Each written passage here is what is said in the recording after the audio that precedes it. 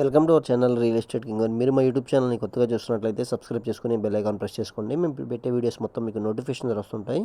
తప్పకుండా మా వీడియోస్ని లైక్ చేయండి, షేర్ చేయండి. మీరు లైక్ చేయడం వల్ల, షేర్ చేయడం వల్ల చాలా సపోర్ట్ దొరికింది. ఇప్పుడు మనం చూస్తున్న ఇండిపెండెంట్ హౌస్ వచ్చి వెస్ట్ ఫేసింగ్లో ఉన్న ఇండిపెండెంట్ హౌస్ అనమాట. ఇంటి ముందు వచ్చి మనకి 30 ఫీట్ రోడ్ అయితే ఉందండి.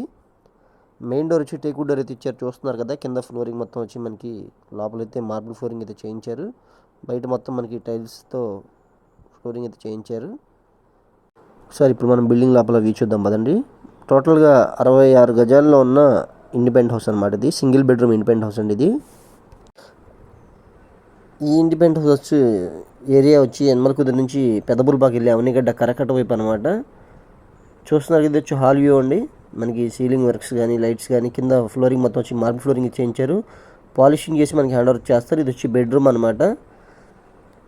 వెస్ట్ ఫేసింగ్లో ఉన్న ఇండిపెండెంట్ హౌస్ అండి. మనకి కేవలం దీని కాస్ట్ అయితే అసలు 26 లక్షలు అయితే చెప్తున్నారండి. మనం ఆన్లైన్లో 25 lakhs అయితేనే మనం పెట్టామన్నమాట. ఇది ఫైనల్ కాస్ట్ అండి. స్లైడ్గా నెగోషియబుల్ ఉండద్ది, ఎక్కువ తేడా అయితే ఉండదండి. చూస్తున్నారు కదా, బెడ్రూమ్ నుంచి ఇప్పుడు మనం కిచెన్లోకి అయితే వచ్చామన్నమాట. 25 lakhsకి ఇండిపెండెంట్ హౌస్ మనకి అందిస్తున్నారనమాట. మనకి తూర్పు వైపు వచ్చి వాష్ ఏరియా, బోర్ ఫెసిలిటీ ఉంది, కామన్ బాత్రూమ్ మనకి అవైలబుల్గా ఉందండి.